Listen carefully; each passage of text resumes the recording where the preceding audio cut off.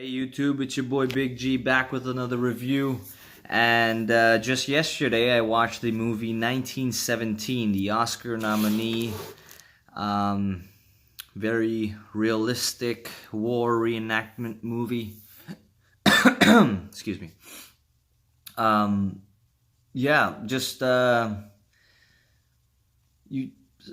Sometimes you just have to appreciate one of these movies that they come along and like they kind of just give you a whole new perspective on filming in terms of story, in terms of just camera work and acting even. Um, yeah, first of all, I enjoyed the movie. It was a really unexpected journey. It was not what I expected it, and given that I did not watch the trailer for this movie, I walked in it sort of blind, let's say. Um, from the title, I expected a lot of war and all that. And it was sort of unexpected. It was an unexpected journey. It was a adventureful. It was full of emotions, just so realistic in terms of its approach. Someone told me that it was shot all in one scene, apparently, which is visible when you watch the movie. It feels that way, but it's hard to believe that, but it feels that way. But I do recommend this movie for anyone who loves any movies to do with war, any movies that have sort of drama, that have emotion, something that's so realistic.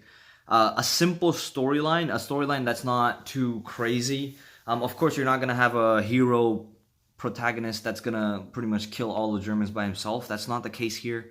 It's very realistic. It's very touching. It's very down to earth. If you like those kind of movies that you just sit and you're going through this journey and it's not like it's gonna blow you away, but at the end you're gonna say like, oh my god, you just say, wow, okay, that was a good watch. Not something you'd want to watch like for the second time, I think, because you'd know what happens and stuff, but definitely watch it for the second time for just the emotions and the camera work and the acting. So in that sense, I do recommend it to everyone. Now, this movie, I believe it's nominated for Best Picture. And so now I'm going to talk about a little bit about the spoilers. So in terms of spoilers, yes, the movie storyline in terms of story is very simple. It's just two soldiers trying to deliver a message so 1,600 other soldiers don't get killed in a massacre of a strike, let's say, that is about to happen. And initially, the way it was portrayed, I felt like they just have to cross like no man's land, get to a certain point, and that's it. But it was much further.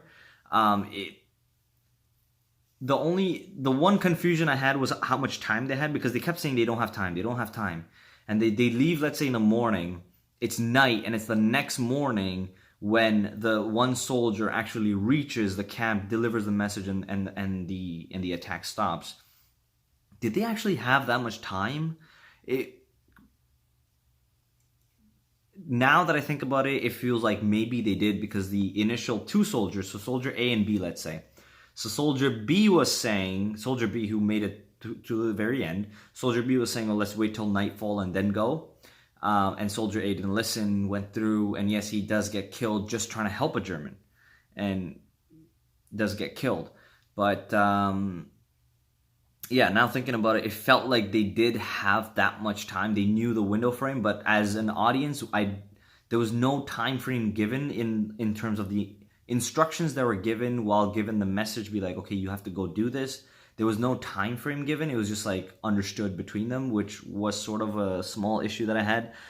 Besides that, yeah, camera work, amazing. Acting was spot on. I mean, the emotions that were, let's say, spent when he loses a friend, when he meets an unknown girl, when he's just waking up from unconsciousness, let's say, or when he just wants to deliver this message just because it's so important, and he's pushing this truck all by himself, to, let's say, for a few seconds. All those emotions were just displayed so well. And I'm not just talking about actions, I'm talking about facial expressions. It felt like I was reading a book and I was just imagining it, and everything was so pinpoint perfect. And I loved that. I love that he just randomly found milk, because when he found milk in that scene where Soldier A dies, and right before Soldier A dies and the plane crashes and the German who they save out of the plane kills Soldier A, Soldier B finds milk. Now, I don't know how long that milk has been sitting there. There was just one cow there. The milk was there, so I was like, oh, maybe someone's been here. Someone's here. Maybe they'll find someone, but none of that happened. He just got milk. Got milk. He just got milk, filled up his canteen, let's say, and just took it with him. And then it was just all planes, planes crashing. But as soon as they stopped and they were looking at the battle, I was like, okay, like it was one of those predictions that it's like, okay, yeah, plane's gonna come here, it's gonna crash, you guys need to go. But they were kind of late on that. But yeah, the things that, let's say, you would do as a soldier were exactly done in the movie. From tripping on that wire of a bomb, from not running fast enough from that crashing plane, or just running down without a gun while Germans are firing right behind you, just so you can just finally deliver this message and get it done with. There was one other issue that I should get at, was when he meets the girl in the ruins, let's say. He goes out, he has a gun and everything, and then he kills one German. He tells him to shut up first, and he doesn't kill him. He just tells him to be quiet, and of course the German doesn't be quiet. And then he yells and he gets killed. The German gets killed. And at that point, there's a knife right next to him, and the gun is the gun is to the right, the knife is to the left, and the guy who is dead is down. So the soldier, instead of getting any of those things and killing the second German soldier who's half drunk walking towards him, he gets up, he runs, shoves him, and just dashes towards the river. There could have been some strategicness to this, I think, but given his emotions, he was hurt in his head, he just wanted to get this done, he was running out of time, and he needed to stop the attack, which was about to happen, which did happen to a certain extent. The first wave did go out by the time he did deliver the message, but they did recall some people after a while. So I understand the urgency, but he could have just grabbed the knife, killed the guy, and then dashed, let's say, to the river. Just ran to the river, but he didn't do that. It was just like shove, run. If I get killed, it's all over anyways. If I don't make it, it's all over. It was like a do or die situation, sort of, because of the timing.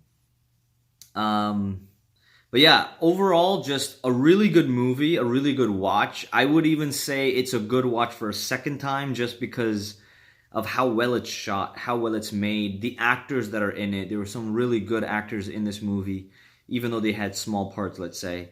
The dialogue is really good, because in the stories that the two soldiers tell each other, or the Soldier B tells other people or has conversations, those conversations tell you a background story about both Soldier A and B, and sort of get you enticed into the movie. And that was just perfect for me. Whenever a movie does that, that's just spot on, in my opinion. So yeah, a really good watch. I believe it's a perfect, let's say, a 9.5 out of 10. Really good chance of winning the Oscars. I would say this movie might be an underdog going against the Joker and many other movies. But yeah, guys, I do recommend watching this movie. If you've watched this movie, please comment below. Let me know what you guys think. Please do like and subscribe, and I'll see you next time. Thank you.